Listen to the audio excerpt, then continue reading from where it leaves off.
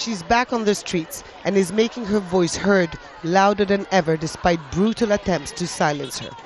Yasmin al-Baramawi is one of thousands of women and men taking part in this rally to voice their concerns against sexual harassment. I'm a victim for 70 minutes and I'm a survivor later.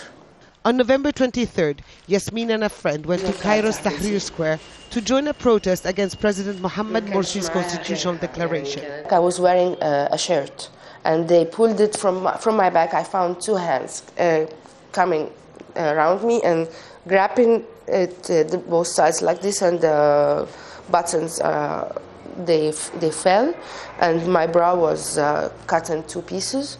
The 15 are the attackers in the first moment, but after this moment they became 30, 40, 50, 60, and I can't tell how many hands touched me. In the mayhem, Yasmin was separated from her friend. Now that their prey was isolated and surrounded, the attackers proceeded to rip the rest of her clothes off. This is where Yasmin first got attacked. Most of the cases seem to happen on the edges of the square, where you can push the victim into side street or dark alleyways. In fact, Yasmin was dragged down that road. Yasmin's ordeal is similar to this one. The victim cannot be seen, but she's somewhere in the middle, surrounded by men pushing, shoving and groping her. On the outside, others are preventing any attempts to rescue her. They were faking it, as if they are protecting me, but they are putting their hands in me and grabbing my clothes in each direction. Assaults on female protesters in Tahrir Square are increasing, with each protest raising questions among many in Egypt that it's part of a concerted effort to keep female protesters off the streets.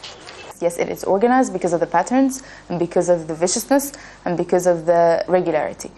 Who is doing this and who is organizing and who's paying, if ever, or who's responsible, we do not have enough evidence to accuse anyone. Sexual harassment is not new in Egypt.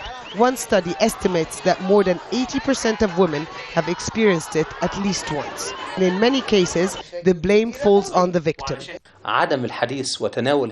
We don't talk about this in mosques because as Egyptians we shy away from talking about such topics. Why do we blame the boys when girls act in a way that leads to harassment? This happens as a result of mixing girls and boys in public spaces.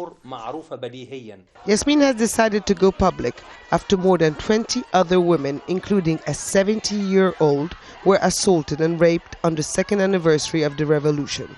She's now moving into a new flat and starting a new life. She says she will continue to use her right to protest, but the memories of that fateful November 23rd is a heavy burden she will always carry around. Hoda Abdel-Hamid, Al Jazeera, Cairo.